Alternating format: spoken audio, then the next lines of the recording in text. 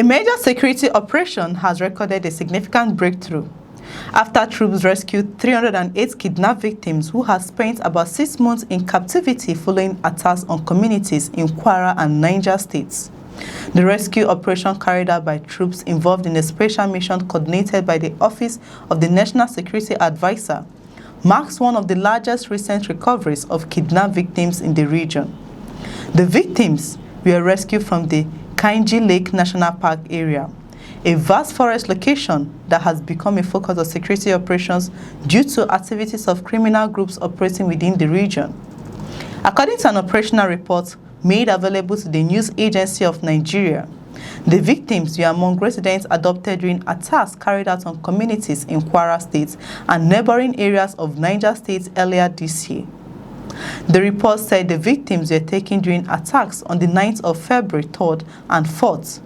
Among those rescued were residents of Woro village in Kaima local government area of Kwara State, as well as people from surrounding communities in Niger State.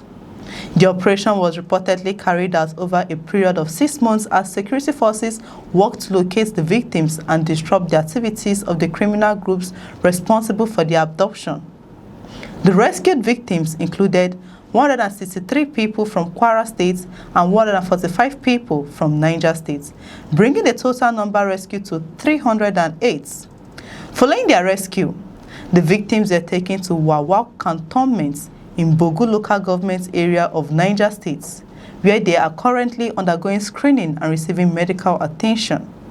Authorities said the screening process is necessary to assess the condition of the victims, provide immediate support, and gather important information that could assist ongoing security operations. The commander of the 22 Brigade is reportedly coordinating arrangements for the welfare of the rescued victims, including feeding, medical treatment for those who are sick or injured, and temporary accommodation. Many victims of long-term adoption often require urgent medical support because of the physical and psychological effects of spending months in captivity. Security officials are expected to continue monitoring their condition while preparations are made for the return to their communities. The rescue operation highlights the continued effort by Nigerian security agencies to confront kidnapping networks operating in forests and remote areas. Kwara and Niger states have experienced security challenges in recent years, with criminal groups taking advantage of large forest areas to hide victims, move weapons, and avoid detection. The Kainji Lake National Park, which covers a large and difficult terrain, has been identified as one of the areas where security forces have intensified operations against criminal elements. The size and complexity of forest environments often make security operations challenging, requiring intelligence gathering, coordination between agencies, and careful planning. The latest operation demonstrates the role of intelligence-led missions in locating adopted persons and targeting criminal groups. Authorities have repeatedly stated that cooperation between security agencies and local communities remains important in the fight against kidnapping and other forms of violent crime. The successful rescue of the 308 victims is expected to bring relief to families who have spent months waiting for the return of their loved ones. For many families, the period of uncertainty following an adoption creates enormous emotional and financial pressure. The return of the victim also raises questions about the criminal networks behind the attacks and what measures will be taken to prevent similar incidents in the future.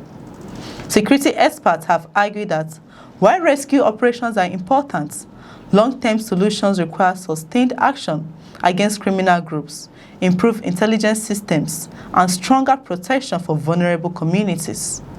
They also emphasize the need to secure forests and remote areas that are often used as hiding locations by criminals. Authorities have not disclosed all details of the operation, including whether arrests were made or whether members of the criminal group responsible for the adoption were captured. However, the rescue is being viewed as a major achievement in the ongoing effort to tackle kidnapping and restore security in affected communities. Arrangements have reportedly been completed for the evacuation of the rescued victims. Buses have been positioned at Sobo cantonments in Ilorin, Kwara State to transport victims from Kwara back to their communities. The respective state governments are also coordinating the movements of all rescued individuals to ensure they are safely reunited with their families.